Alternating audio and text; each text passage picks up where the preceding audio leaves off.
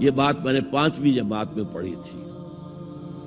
علامہ اقبال کی نظم شکوہ جواب شکوہ میں نے پڑھی. بانگ درا مجھے میرے بڑے بھائی صاحب نے بھیج دی تھی. ایک شعر تو وہ ہے بانگ درا کا جو میرے تحت الشعور میں کہیں چپک گیا تھا اور میری پوری زندگی کو اس نے ایک رخ پر ڈالا ہے. وہ زمانے میں معزز تھے مسلمان ہو کر اور تم خوار ہوئے تاریک قرآن ہو کر. دیکھیے یہ بات صرف اقبال نے نہیں کہی. وہ داڑھی مڈا تھا، عالم تو نہیں تھا. یہی بات کہی 14ویں صدی کے مجدد اعظم شیخ الہند مولانا محمود حسن اسیر مالٹا نے. 4 سال کی اسیری کے بعد جب رہائی پا کر آئے تھے 1920 میں، اور رہائی کیوں ملی تھی کہ ٹی بی 3rd سٹیج کو پہنچ گئی تھی. انگریز ڈرتا تھا کہ اگر ہماری اسیری ہی کے اندر کہیں انتقال ہو گیا تو کہیں طوفان اٹھ جائے گا، لہذا چھوڑ دیا. دیوبند میں ایک جلسہ منعقد ہوا اور وقت کے سارے بڑے بڑے علماء موجود. اشرف علی تھانوی صاحب موجود، شبیر احمد عثمانی صاحب موجود، مولانا حسین احمد مدنی موجود، ہمارے جو پاکستان میں مفتی محمد شفیع صاحب موجود. اور انہوں نے یہ واقعہ لکھا ہے اپنی کتاب میں وحدت امت میں کہ شیخ الہند نے کہا کہ ہم نے تو اپنی 4 سالہ دور اسیری میں جتنا ہی غور کیا ہے، ہمیں اپنے زوال کے 2 اسباب نظر آئے ہیں.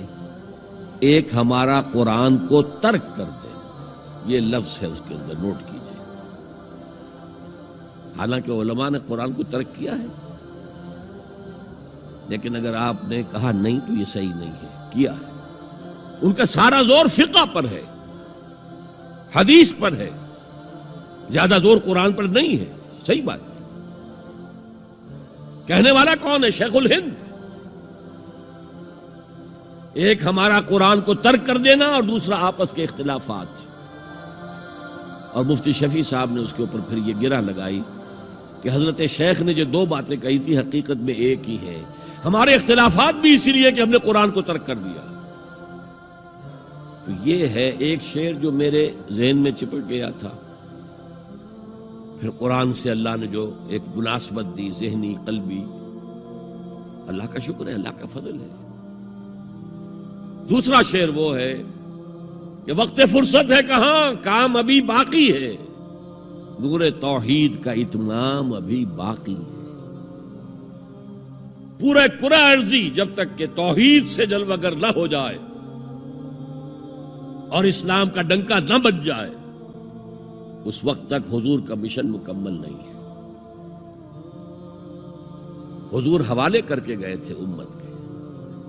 خطبہ حجت الوداع میں آپ نے سوال کیا الا هل بلغت، اور 1.25 لاکھ کے مجمع نے جواب دیا انا نشهد انك قد بلغت الرسالة واديت الامانة ونصحت الامة وكشفت الغمة. ہاں حضور ہم گواہ ہیں، آپ نے حق رسالت ادا کر دیا، حق امانت ادا کر دیا، مسلمانوں کی خیر خواہی کا حق ادا کر دیا، امت کی خیر خواہی کا، اور گمراہی کے پردے چاک کر دیے.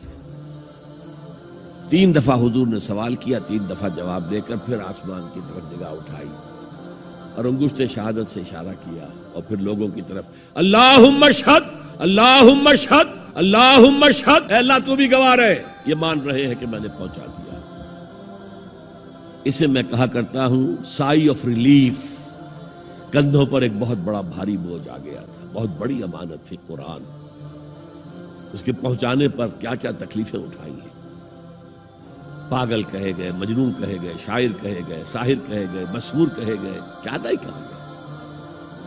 اور پھر جو مارے کھائی ہیں، جو 3 سال کی شیب بنی ہاشم کے اندر اسیری تھی، جس میں کھانے پینے کی چیزیں گھاٹی میں داخل نہیں ہو سکتی تھی.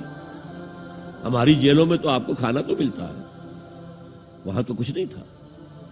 پھر طائف کا پتھراؤ یاد کیجئے، پھر مکے سے نکلنا اور 3 دن رات ایک غار میں چھپے رہنا. پھر مدینے کے اندر آپ کو معلوم ہے غزوہ بدر آ رہی ہے، اس میں 70 اگر کافر مارے گئے تو غزوہ احد میں 70 صحابہ شہید ہوئے، جن میں حضرت حمزہ بھی ہیں. 3 رشتے ہیں حضرت حمزہ سے حضور کے، چچا بھتیجا، سب کو بس یہی معلوم ہے. چچا بھتیجا، خالہ زاد بھائی، دودھ شریک بھائی، اور عربوں میں دودھ شریک بھائی حقیقی بھائی کے طور پر ہوتا تھا. اور ان کی لاش سامنے آئی ہے کہ ناک کاٹ لی گئی ہے، کان کاٹ لیے گئے ہیں، اور پیٹ چاک کر کے کلیجہ چبایا گیا ہے. یہ سارے بوجھ اٹھا کر اگر وہ حق تبلیغ ادا ہو گیا، اے اللہ یہ مان رہے ہیں، تو بھی گواہ رہے. اور پھر کیا کہا؟ فَلْيُبَلِّغِ الشَّاهِدُ الْغَائِبَ. اب جو یہاں موجود ہیں ان کا فرض ہے کہ ان کو پہنچائیں جو یہاں نہیں ہیں. اور یہ ابد الآباد تک کے لیے، قیامت تک کے لیے ہے. انا آخر المرسلین وانتم آخر الامم. میں آخری رسول ہوں، تم آخری امت ہو.